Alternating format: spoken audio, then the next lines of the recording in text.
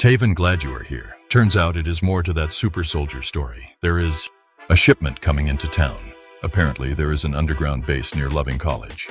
A professor there said he overheard two biologists who worked for Megatex saying there is a base underneath the campus. Plus, they are trying to find ways to grow the creatures faster. There is a shadow government organization that is involved in using them to take over foreign governments overseas, Goodwin told Tavon. Chief, this is deep. We already have footage of the creature, which is crazy enough. I know, man, but this is the icing on the cake. If this gets exposed, we might be able to stop those crooks from corrupting this city even further, Tavon said. You are absolutely correct, sir, Goodwin said. Tavon's phone rings and it's Imani. Chief, I'm sorry, it's Imani calling me. Can I take this call? No problem, son, tell her I said hi, Goodwin said to him. Hey, Tavon, just wanted you to know that I'm attending the engineers fair today at Loving College, Imani tells Tavon. Wait, what? Tavon said to her. Yeah, my job has a table here and all these vendors from major companies are here. So far it looks great, plus the students are excited, Imani said to Tavon. Look, Imani, you need to get off campus now. It is not safe there. Megatex has an underground base there. Chief Goodwin found out from his source, Tavon told Imani. Wait, are you serious? Well, everything looks fine right now. I mean, we all should be okay, Imani told Tavon. Look, just call your office and tell them you have to leave. Make up something and get out of there. We both saw the creatures the company created firsthand, Tavon told Imani. Look, do not worry, we will be fine, plus they have campus security here. What in the world is going on over there? Imani said to Tavon. Imani, is everything okay? Tavon asked Imani. No, Tavon, you are right. Not sure what that thing is, but people are screaming. Got to get out of here now. Sweetie, I will call you. I got to go, Imani tells Tavon. Imani! Imani! Tavon screamed through the phone. Imani looks up to see large creatures running around the gymnasium, knocking over tables. She grabs her purse and runs towards the other side of the campus out the door. Where she parked her car is blocked off. She sees students running into Loving Hall. Imani runs towards the area with them. Chief, I got to go. Imani is in trouble, Tavon said to him. What is wrong, Tavon? Goodwin said to him. Her job had her today at Loving College for some engineer expo. Now some creature is loose on campus. Okay, I will get my gear, Goodwin said. Chief, you got to run the paper, Tavon said to him. Look, I have people in place to run it until we get back. Imani is like a daughter to me, and I'm going to check on her. Let's go get your girl, Tavon, Goodwin said to him. Thanks, Chief, for having my back. Tavon said, no problem, Goodwin said to him, smiling. Tavon and Goodwin both run out the door towards Goodwin's car, heading over to Loving College. They beat the special forces there. They run towards the gym and see it is in disarray. Tables knocked over, doors busted, windows smashed in, and the banner is ripped in half. They look down and see a trail of purple liquid on the ground. Tavon pulls out his camera and takes a photo of the gym. Chief, we got to find Imani. I sent her a text and she has not replied at all, Tavon said. Look, son, I'm sure she is here, but who knows where. This is a large campus. Wow, it looks like a tornado ripped through here, Goodwin said to Tavon. They both look and see a large creature outside on the other side of the building. The creature starts smashing, trying to open the door. Tavon, get down, Goodwin said to Tavon. Chief, that is the same creature me and Imani saw the other night. What in the world is Megatex doing in this city? Tavon said. Who knows, Tavon, but we will find out. I already alerted King Smith, Goodwin said. They both get down as not to be seen by the creature. They both start quietly moving to the other side of the gym. When they look, they see a large door in the ground smashed open. They see lights flashing down a hallway. Goodwin and Tavon both walk down the hallway. They soon enter a room and see an elevator. It leads them to a huge underground base. This is the underground base the college professor was talking about. This place is huge. They look and see tubes going everywhere and buildings almost like a town. Goodwin said to Tavon, Chief, this place is almost as big as Loving City. They have restaurants, a subway system, hospitals, supermarkets, a mall, and a public park. Almost like another town. Got that right, but where is everyone? It is too damn quiet, Goodwin said. I have no idea, Tavon said. They look up and hear a loud roar. It's on the other side of the supermarket. A woman in a white lab coat comes running out of a building, waving for them both to come over. Hurry up, the creatures are loose on campus above and below, the woman said to them. Tavon and Godwin run toward the woman as they take cover in a building. That was close, the woman, she said to them. Thank you, miss. We both appreciate your help. Can you please tell us what is going on here at this college campus? Goodwin asked. You both are brave to come down here with a code purple going on right now. My name is Dr. Pamela Jackson, one of the biologists here at the campus, she said to them. Nice to meet you, Dr. Jackson. I'm Chance Goodwin, and this is my top photographer and reporter, Tavon Henderson. Wait a minute, you are the ones who wrote the story on Megatex, Dr. Jackson said to them. Yes, that would be us. We came here looking for a friend. She told us a career fair was going on here today at the campus. Then we heard her panic on the phone. When we got here, all we saw was a gymnasium tore up from the floor up. Then we heard a mix of Godzilla and a lion roaring on the outside of the gymnasium. Me and Chief Goodwin somehow made our way down here just trying to get away from that thing. We both knew it was an underground base here, but we had no idea it was this big. We came here just trying to make sure she was safe, Tavon said to Dr. Jackson. Dr. Jackson, this campus is big, and so is this underground city. Do you have any idea where faculty, guests, students could be hiding? More importantly, why does the campus have creatures of unknown origin running around terrorizing people? Goodwin asked Dr. Jackson. Damn, look, my colleagues and I were creating a formula to help soldiers with endurance, strengthen, and even diseases. Their immune system would be superior against the elements. It would be something that was never done before. Megatex Corporation would give us all that we would need to help make our project come to life. I'm not the head scientist on the project, Dr. Jackson said. Dr. Jackson, do you realize what you and your colleagues have done? You might not be the head scientist, but people's lives are in danger because of your experiments, Tavon said to Dr. Jackson. Look, the soldiers volunteered to go through the test. They knew what was going to happen, she said. Dr. Jackson, those people are not soldiers who volunteered. They were people they taken off the streets. Some of those people had nowhere to go. I'm not sure what Megatex or your superiors told you, but those people are not soldiers who volunteered, but they are victims, Tavon said to her. Dr. Jackson, this has got to stop. Enough people have already been hurt. Page Knight is all about $1 and then some. He does not care about who he has to step on to get paid, Goodwin said to Jackson. They told us we were helping to protect the country and the city. People's lives would improve, Dr. Jackson said. Improve by looking like a gigantic wolf-lion creature. Dr. Jackson, look around. We are hiding in a building from a 7-foot humanoid creature. People are terrified. I know common, but where is the sense? Goodwin said to her as he shook his head. Did you even speak to any of the people before the experiments? Tavon asked Dr. Jackson. No. They all came in and were already asleep. Dr. Jackson. Dr. Jackson, your heart might have been in the right place, I guess, but what these people are doing is wrong. I believe you know that in your soul, Tavon said to Dr. Jackson as Chief Goodwin gives a stern look. I'm so sorry. I just wanted to help my city, Dr. Jackson said. Then you can help us by stop Megatex and shutting down this operation, Tavon said to her as she looks up with tears in her eyes. Look, we cannot stay in here, but we have to find the other people. Plus, we have got to find Imani Tavon, Goodwin said to them. Boom! They all hear a loud thud against the door of the building and growl. We have got to move. On the other side of the building is a safe house near the mall. The engineers had them built in various places over the city just in case something like this would happen, Dr. Jackson said.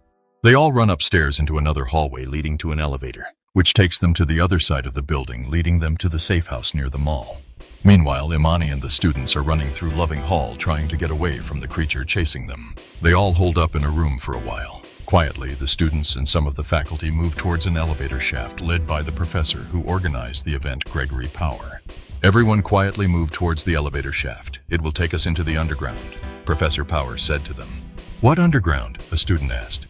Look, we do not have time. I know you are scared, but we have to move. It is for your safety and everyone else here. Now quickly move, Professor Power said. Boom, they all can hear something big on the other side of the door. The creature starts to cut through the door like cheese. Imani and the students all rush into the elevator. Professor Power quickly shuts the gate to the elevator shaft, pushing the number multiple times, leading them to the underground city. Professor Power, this is an underground city? Imani asked. Imani, there is more to Loving College than most people know, Professor Power said.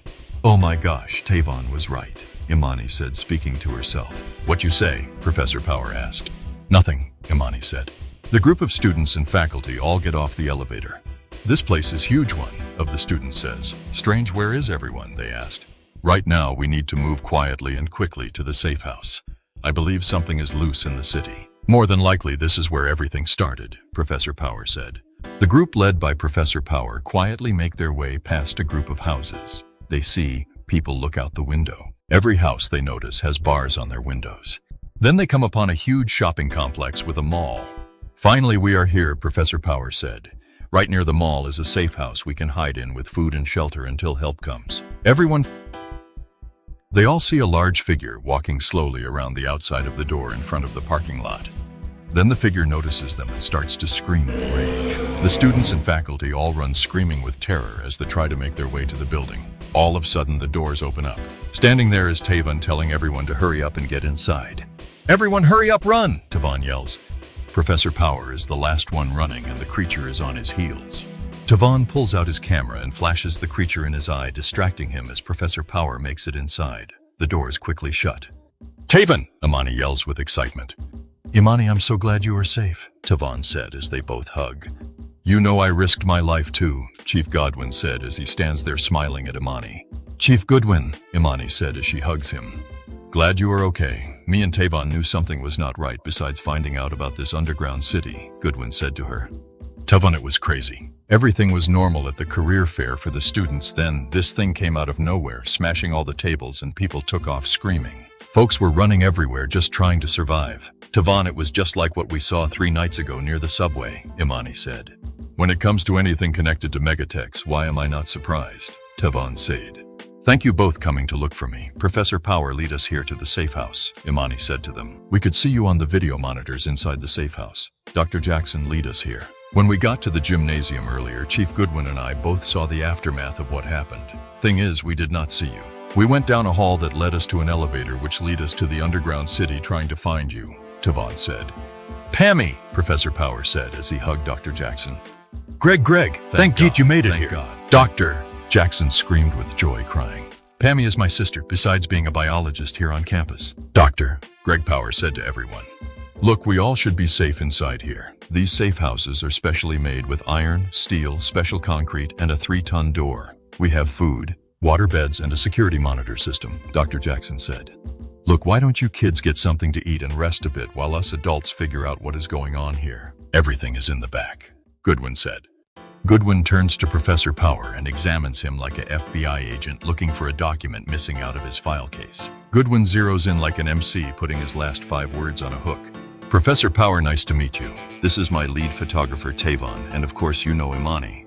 We came here looking for Imani when we came upon what was a disaster in the gymnasium. Tavon and I both saw strange humanoid creatures running around on campus. Now when we talked to your sister, she informed us about some of the strange experiments here on campus. Now do not get wrong, we are grateful to your sister because she helped lead us to a safe area. However, people's lives have been put in danger here at Loving College. Can you please tell me why those things are loose on campus? Can you also tell me why Page Knight decided to build an underground city? I already know he owns this college, Goodwin said to Professor Power. Mr. Goodwin, I had nothing to do with these things being loose on campus. Now I'm one of the engineers that helped to build this city, besides being a professor here at the college. When Page Knight approached me, it was to help build a city where scientists and creative minds could live as they worked on projects for the betterment of Loving City. Some projects were to help the environment, some to help the military, some were to help educate young people and create medical breakthroughs, Professor Power said. Please continue, Goodwin said. When the team and I decided to create this city, it was to a hub for the STEM community. We put in things everyone would need, from shopping centers, think tanks, medical facilities, daycares for parents, and everything else a city needs to function. We never expected this to happen. Robert and Deborah, I believe, meant well, but I'm not sure if they were both in over their heads, especially dealing with Page Knight, Professor Power said. You are talking about Dr. Robert Langston and Dr. Deborah Williams, Goodwin said. Yes, how did you know about them? Professor Power asked, looking confused. Dr.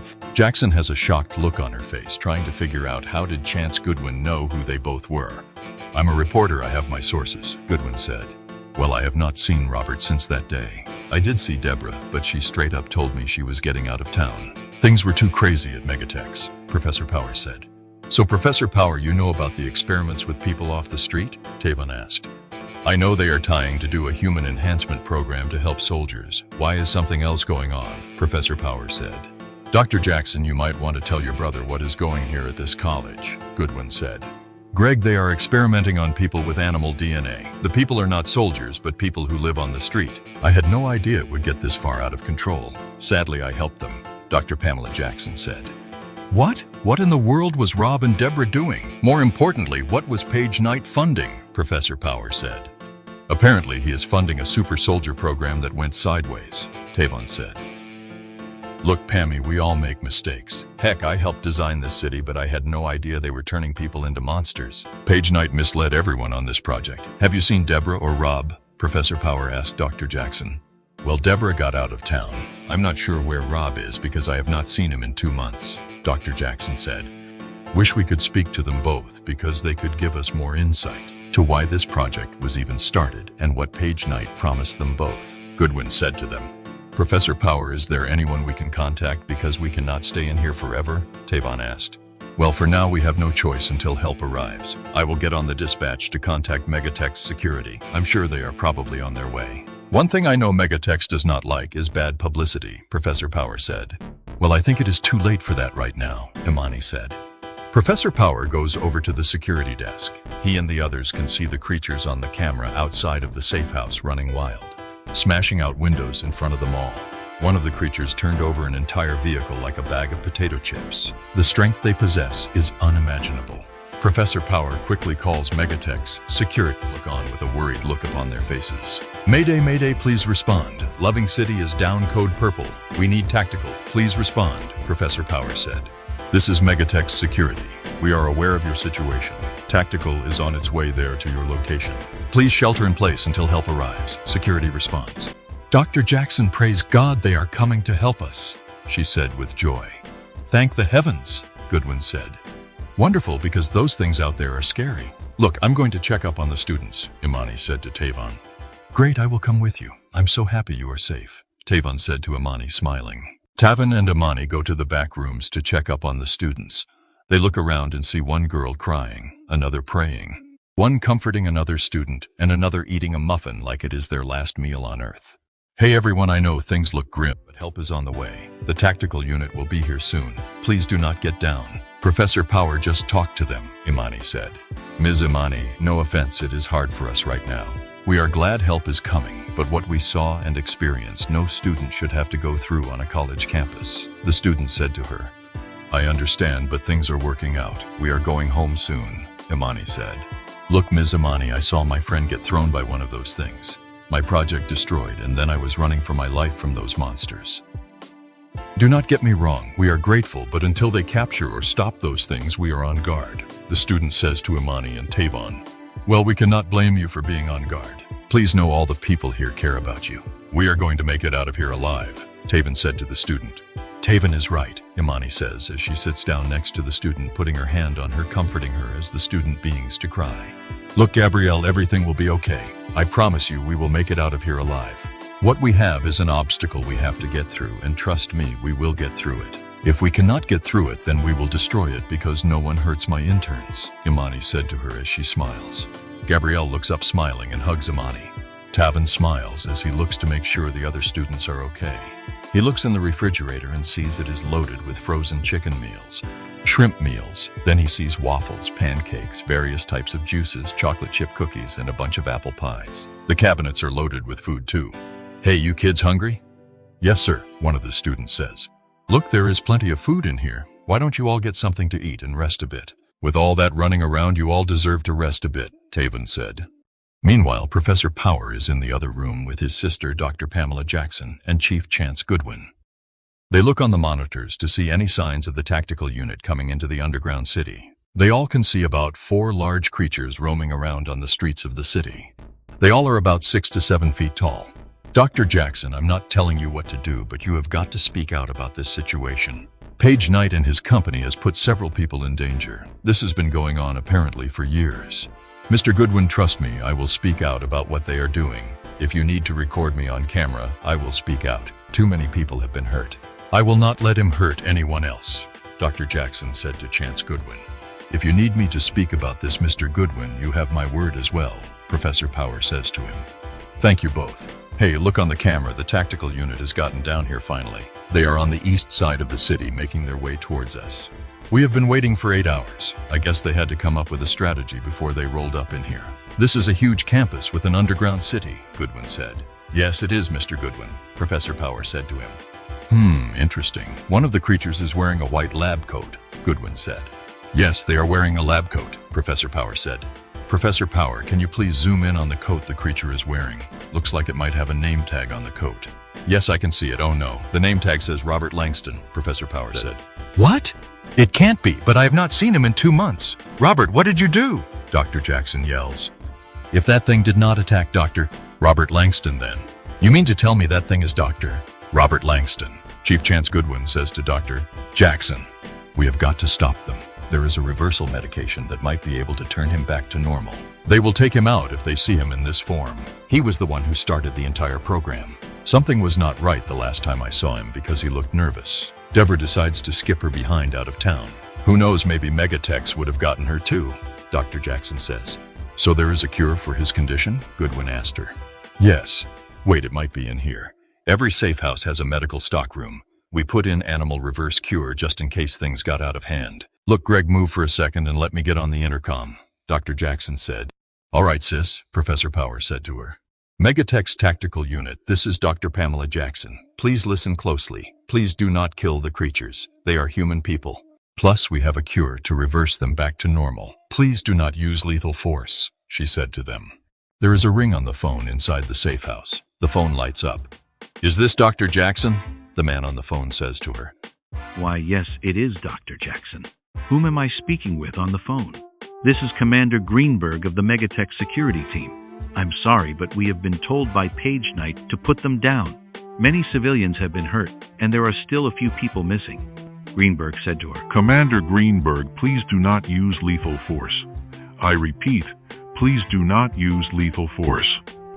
Those are people who were experimented on and transformed into those things out there. They still have families and people who love them.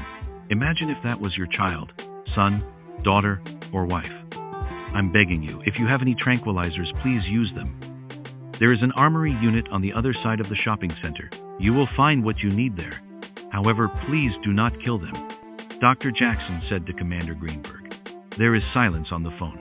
Look, I'm not supposed to do this, but I will give my soldiers 1 hour to get to the units. If any one of my men or civilians get hurt, then all bets are off. I will send them to the armory. Commander Greenberg said to Dr. Jackson, Thank you so much. If you need any help, please call back to the safe house. Dr. Jackson said, Thank the Lord. If they knock them out, then we can save them and get them back to normal. Heck, we can get Robert back to normal, Dr. Jackson said. Well, that is great. Robert is a good guy, but I think he just got caught up in his experiments. Plus, taking people off the streets is not great either. He told me about the program to help cure people and give them better health for the military. I never expected it to turn into all of this here at the college. We were just trying to help build a better future for these young people, Professor Power said. Look, I believe you all had good intentions, but Page Knight did not reveal everything to you. Neither did Dr. Robert Langston. There was more to this program than just better health, Goodwin said to them. Dr. Jackson and Professor Power look at each other, giving one another a somber look of grief. Then all of a sudden the radio comes on and it is Commander Greenberg. Come in, Dr. Jackson. Come in, Dr. Jackson. Commander Greenberg said to them. This is Dr. Jackson, she said to him. My men have found the unit but do not have access to the box. Do you have a code to put in or have access to the unit? Commander Greenberg asked them. Yes, the code is me. I forgot, but they put in retinal access to unlock those units. It can only be accessed through voice command or retinal scan if you have authority, she said. Great. Well, if you want me to save them, then I can send my men to come get you, Commander Greenberg said to her. Fine, I'm partially responsible for this anyway, Dr. Jackson said him. Dr. Jackson said him. What, ain't no way you are going over there? Not my little sister. No way.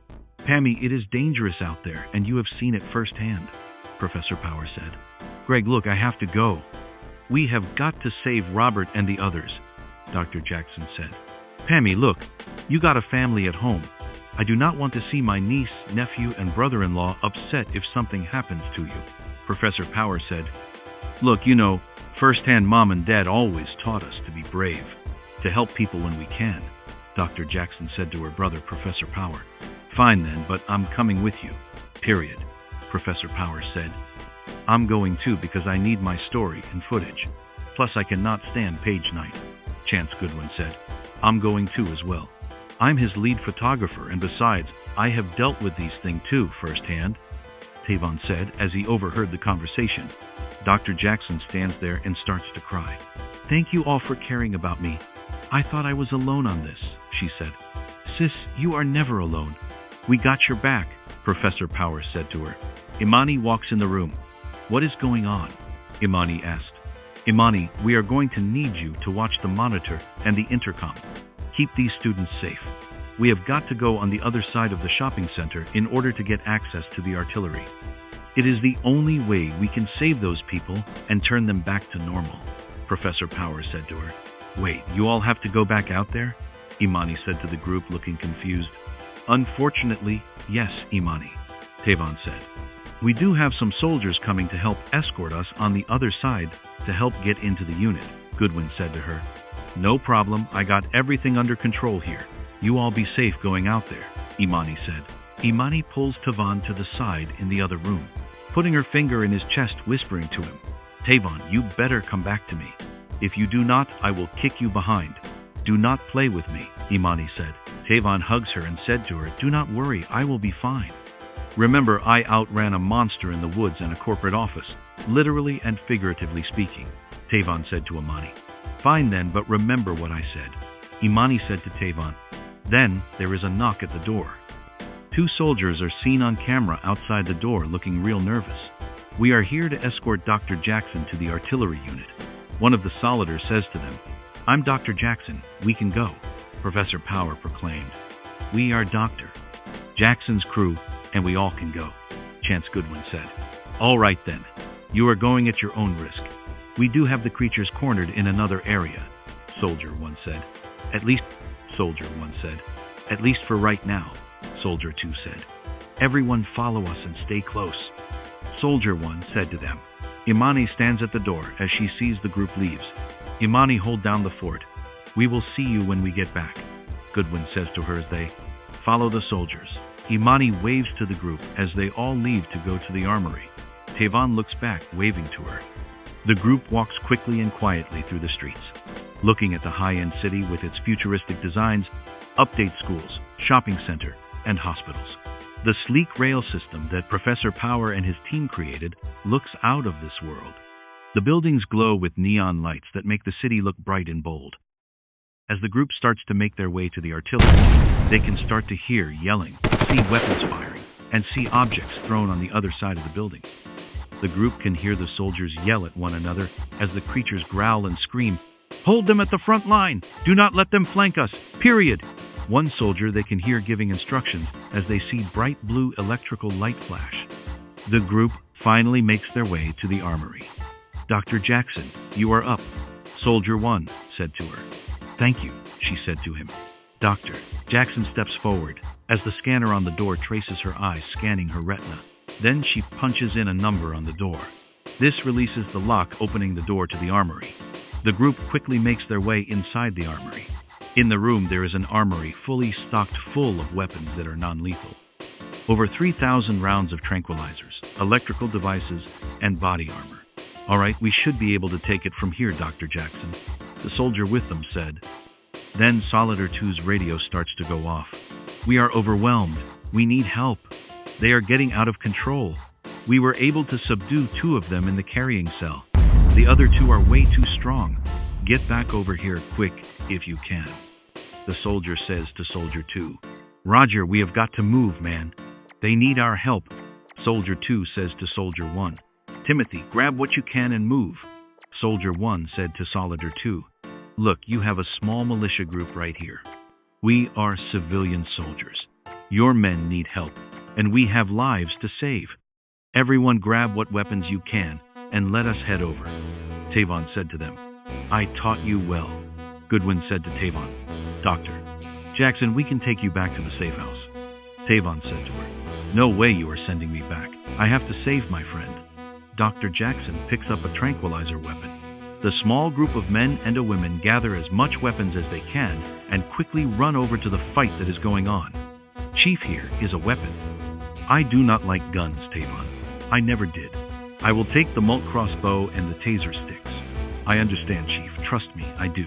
Tavon pats him on his shoulder. The closer they get, the more the sound gets louder. They can see dust from a wall being smashed. They hear soldiers yelling to retreat.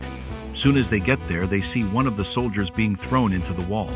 They hear one soldier yell, "Damn it, get back! We gotta take these things out." "Wait, we are here. Dr. Jackson. About damn time." The soldier turns around, and it is Commander Greenberg. Surround them on the left and the right, and light their carcasses up like a Christmas tree.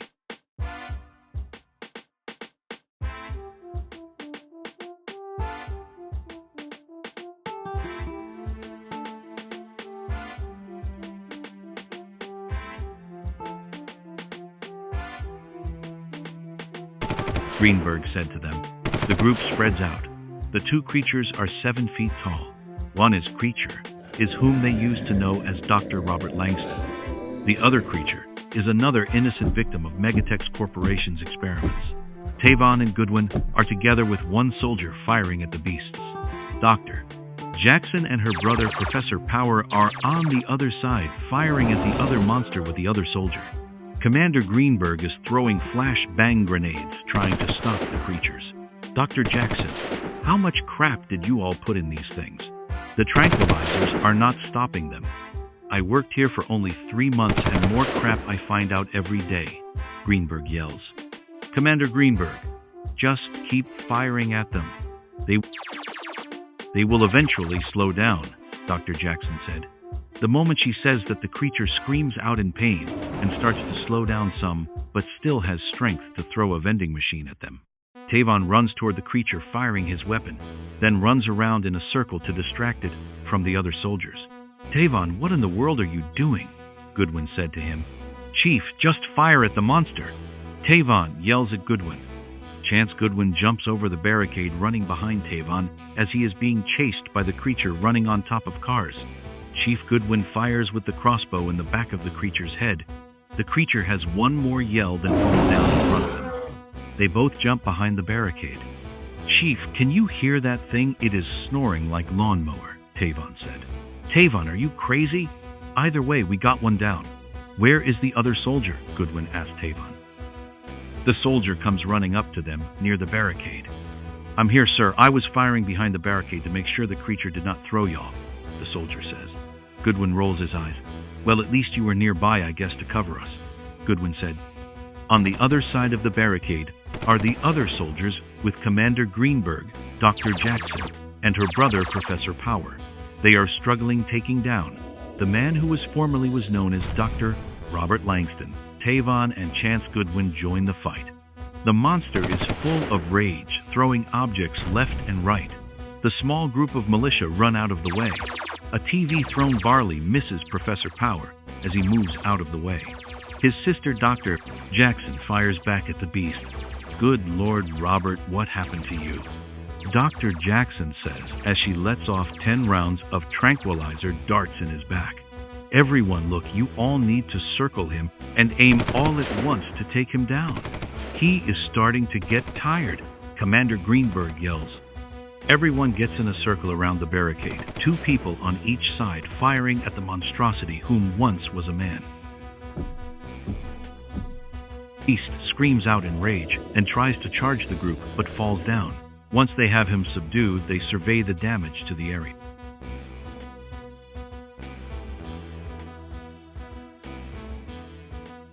Wow, look at this place. Looks like a storm ran through here. Wonder what was here, Tavon asked.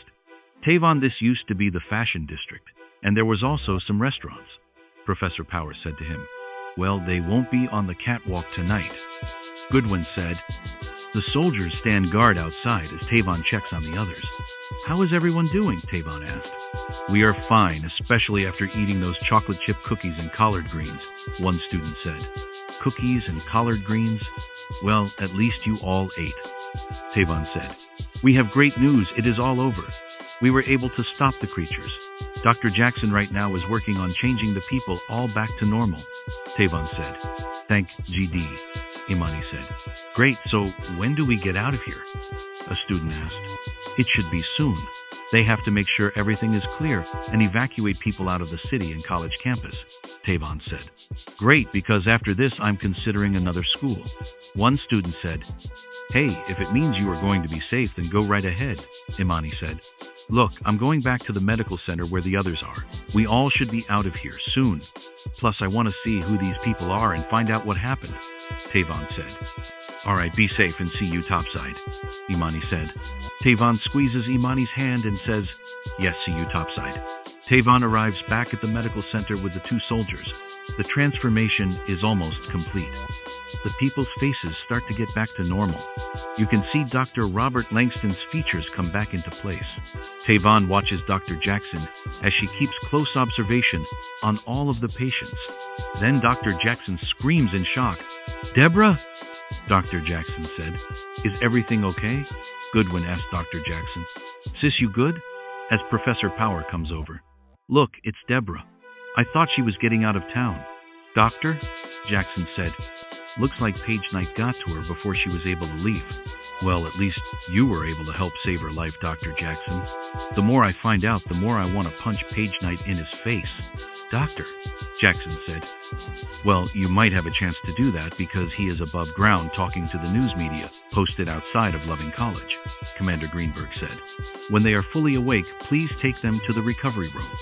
I will check them out, and we can quietly transport them out of here, Dr. Jackson said to Commander Greenberg. No problem, Dr. Jackson. I will deal with Paige Knight. This might even be out of his hands because now the federal government is getting involved. I can tell you, this has made national news already, Commander Greenberg said. Tavon steps aside to speak to Goodwin privately. Their story does not have the info our story will have. Tavon said to Goodwin. Got that right, Goodwin said back to Tavon. The people start evacuate the area along with the students. The people will be allowed to return to claim their items in the underground city. They have housing set up for them. In another area of the city, Tavon, Imani, Goodwin, and the other make their way back to the surface led by the military and Megatech security. When they get outside of the gymnasium, you can see the parents of the students all over the place, plus some local news, and Paige Knight behind a stand speaking to the media. Hi everyone, it is unfortunate what took place here on campus today. However, students and faculty are safe. The threat has been eradicated. Things can get back to normal, Paige Knight said. Miss Knight, before you go, I have a question. Why use this college campus with a huge underground city to experiment on people to create super soldiers? Tavon asked him. Young man, there are no super soldier, only super graduates, he said. Paige cut the bull and answered the question. Goodwin said to him, Who are you? Wait, I recognize you two. You are those reporters. Paige Knight said to them. Yes, we are them, and you need to come clean. Tell folks what happened. Goodwin said. Look, there are no programs for super soldiers. Paige Knight said to the crowd, sweating. Okay then, how do you explain what took place here today above and below? Several students and faculty were injured because of your experiments here on this campus. The gymnasium is in disarray. EMT and federal units all over the place. How do explain this, Paige? Tavon said to him. The news cameras zoom in on Paige Knight. Lights start to flash as he tries to search for an answer to give to Chance Goodwin and the rest of the survivors. First off, Megatech has nothing to do with experiments here on this college campus. If there was any event that took place today, then it will be handled internally, Paige Knight said, sounding annoyed. Paige, you have to tell them the truth and take some responsibility. People were hurt and students were running for their lives. Dr. Jackson spoke up in front of him and the news cameras. My name is Pamela Jackson. I was one of the lead biologists here on Loving College. My team and I were led by Dr. Robert Langston and Dr. Deborah Williams. We all were part of a research team that were involved in creating, so we thought super soliders, using animal DNA and other compounds to help people with faster recovery from illness, injury, and any other element.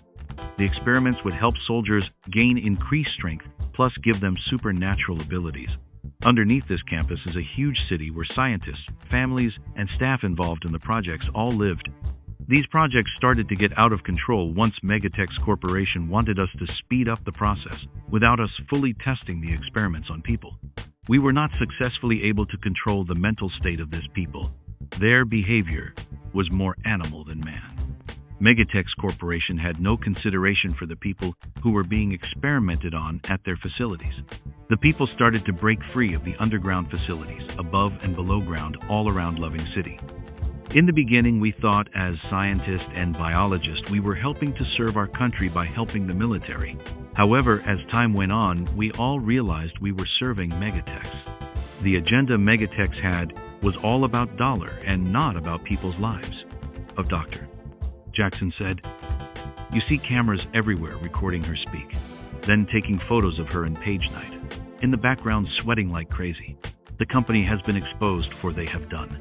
Page Night is grabbed by one of his security detail as they run to his limo being chased by reporters from LNN, ATX 45, PBC, ZPR, and all public radio as well.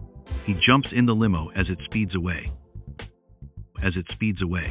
The reporters who are there on campus surround Dr. Jackson, asking her all types of questions. She graciously tries to answer them all. Tavon and Goodwin have what they need, getting an interview earlier from her, and recordings of the underground city plus the people, transformed into creatures. Tavon even streamed some of the fight between the monsters and soldiers. Right now, he and Goodwin are concerned with students getting in touch with their families. Imani jumps in to make sure the students have contacted their families. Commander Greenberg has all his units check out the whole campus. Plus, federal units have arrived for additional support. Everything is clear. Dr. Powers goes to check in on his sister as she wraps up the last interview before taking her back to her family. Meanwhile, in the limo, Page Night is infuriated because Megatechs has been exposed.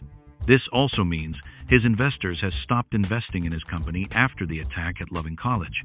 He is on the phone talking to his assistant. "What in the freak is going on around here? I told them in the boardroom to make sure it was handled. How dare that scallywag get on TV and expose everything? Heifer," Page Night said. "Mr. Knight, please calm down," assistant said to Page Night. "How many did we lose?" Page Night asked. "Right now, sir, more than 60% investors have dropped out," assistant said to Knight. 60%? Page Night screams. "I feel like banging some heads together. Get everyone on the phone in the next half an hour. We have got to do damage control quick.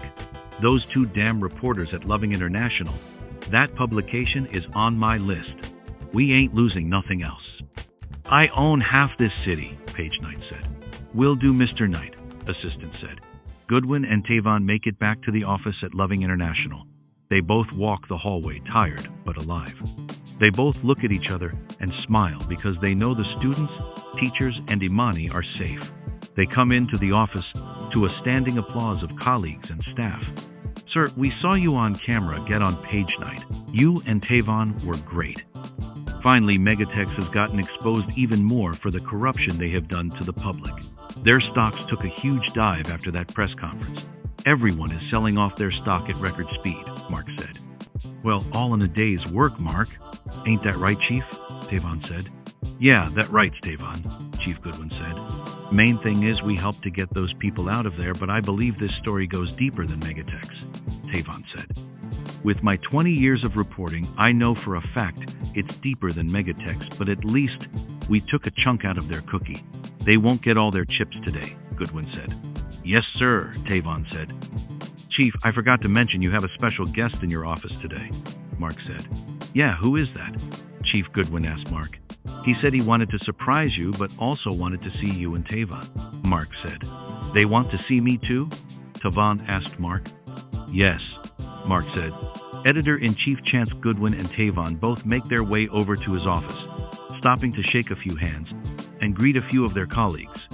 As they both enter the Chief Chance Goodwin's office, standing there looking out the window, is the owner of the newspaper King Smith. He turns around smiling, look at the both of them, Chief Chance Goodwin and national correspondent Tavon Henderson. "I'm so glad to see you both. I'm proud of you two and the work you have done. You exposed the truth and helped save some lives. That was one of the main reasons I got into the newspaper business, is because I wanted to help save lives and give people the truth about what is going on in their town," King Smith said. "Mr. Smith, thank you for coming. Thank you for standing with us against Megatechs," Chief Goodwin said. "Wait, I'm a national correspondent?" Tavon asked King Smith. "Yes, you are, young man. Your work has time and time again proven to be valid. Just like Chief Goodwin, that is one reason I wanted him in charge of this newspaper," King Smith said.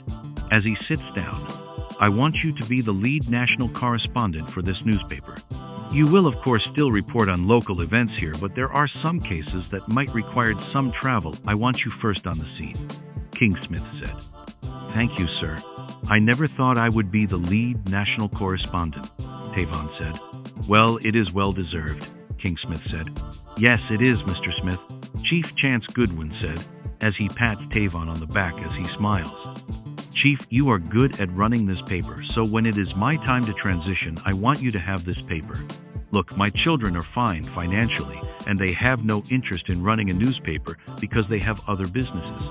I left them all in great positions. They are cool with me giving it to you. They see you as a brother anyway, Chance, King Smith said to Goodwin. Wait, what, Mr. Smith? Are you really leaving this to me? Goodwin asked King Smith. I did not stutter, did I? I make no mistakes in decision like this.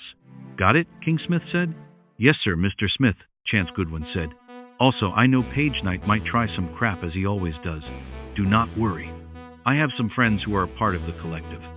We have guards seen and unseen around the building, but also near your homes. The collective is a powerful group and they make Page Knight look like a toddler, King Smith said to them. Really, sir? Chance Goodwin asked. Yup, so do not worry. Be aware of your surroundings for a while, but do not worry. Well, I have to go. We will be in touch. If you need me, make sure to call me, King Smith said to Chance Goodwin. Thank you, Mr. Smith, for the promotion, Goodwin said to King Smith. As he walks out of the office, he turns and waves bye to the both of them. He smoothly yet quietly walks up the center aisle with his bodyguard in tow, waving to some of the staff as he goes out the door. Chief, this is incredible. We both got huge promotions. King Smith is really awesome. Yes, he is, Tavon. You know, when I started out struggling trying to break into this industry, I thought I would never be able to get my foot in the door. I got rejected so often I thought, well, I'd just be working at the library, cleaning the building. Nothing wrong with that at all. Then one day, King Smith walks in the building and asked me where the newspaper section was. I told him I hope one day to be a reporter for the newspaper. He smiled and asked me what my background was, and I told him I majored in journalism in school.